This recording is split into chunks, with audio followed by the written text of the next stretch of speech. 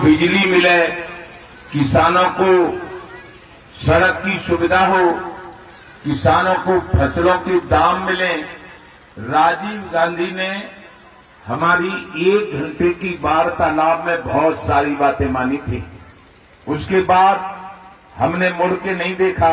हम किसान, गरीब, मजदूरों की मांग करते रहे। फिर 89-90 में महेंद्र सिंह टिकैत, जो उनका मुजफ्फरनगर गांव था, मुजफ्फरनगर जिला और सिसौली गांव था, वो आए थे, उनके साथ मिलकर काम किया। कुछ परिस्थितियां रही, इसके लिए सन 11 में ब्रज के विरक्षण कोई रमेश बाबा ने भारतीय किसान यूनियन भानु, ब्रज भानु के नाम पर बनाया और उसका मुझे राष्ट्रीय अध्यक्ष बनाया। कांग्रेस सरकार केंद्र में सत्ता में थी 11 में, 11, 12, 13 हम लड़ते रहे। किसानों के कर्जे माफ हों, किसानों को फसलों के दाम मिले, किसानों के साथ अन्याय ना हो, और किसान यदि दुर्घटना में मरे तो उसके परिवार को 1 करोड़ रुपया मिले। और हमारे पुलिस के भाई यदि शहीद हो जाए, जैसे हमारे कानपुर में शहीद हुए थे 1 साथ 8 अधिकारी, तो उनको 2 करोड़ रुपया मिले। मीडिया के हमारे जो बंधु हैं, वो यदि शहीद हो तो उनको भारी भरकम यानी 4 करोड़ रुपया मिले। ये मांग हमारी चल रही थी। और जो सेना है, थल सेना, जल सेना, वायुसेना, बॉर्डर सिक्योरिटी फोर्स, सीआरपीएफ, ये शहीद हो जाए, क्या करवा रहे हैं भाई? नहीं, आप क्या करवा रहे हैं भाई साहब? सामत रहो। यदि कांग्रेस ने तो ब्रज के वृक्ष संत ने कहा था, कांग्रेस भगाओ, देश बचाओ, भाजपा लाओ। हम भाजपा लाई 14 में, 19 में, और उत्तर प्रदेश में 17 में, 22 में और 23 में भी समर्थन किया। लेकिन न तो कर्ज माफ हुआ, न किसान आयोग का गठन हुआ, और न मुआवजा देने की कोई मांग मानी। बिजली की बात थी, बिजली भी फ्री नहीं हुई।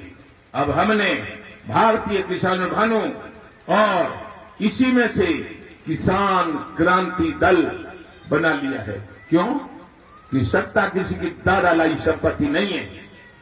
रानी के पेट में से पहले राजा होता था, वो राजतंत्र था, अब लोकतंत्र है। अब वोट से राजा बनता है।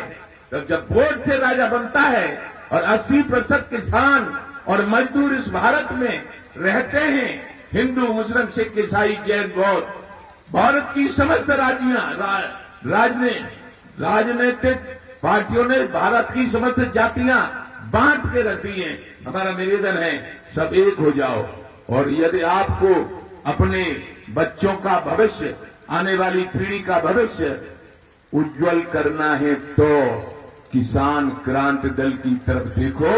इसमें हिंदू, मुस्लिम, सिख, ईसाई, जैन, बौद्ध सारी जातियां मिलके रहो, नहीं तो आपको जो राजनीतिक दल बेवकूफ बनाते आए हैं, बनाते रहेंगे। एक बार और बता दें कि जो आजाद हुआ है भारत, अंग्रेजों का गुलाम भारत, किसान और मजदूर, गरीब भारत के राजनेताओं का गुलाम है। ये नहीं आजाद है।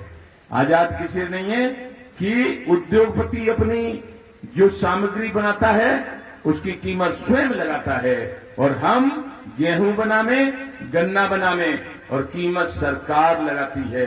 इसलिए नहीं सरकार को पता कितनी लागत आती है। लागत मूल्य न मिल पाने के कारण 75 साल में किसान गरीब हो गया है, कर्जदार हो गया है। किसान दूर से पहचाना जा सकता है कि ये गरीब किसान है, और किसान के गांव दूर से पहचाने जा सकते हैं कि ये किसानों के गांव हैं।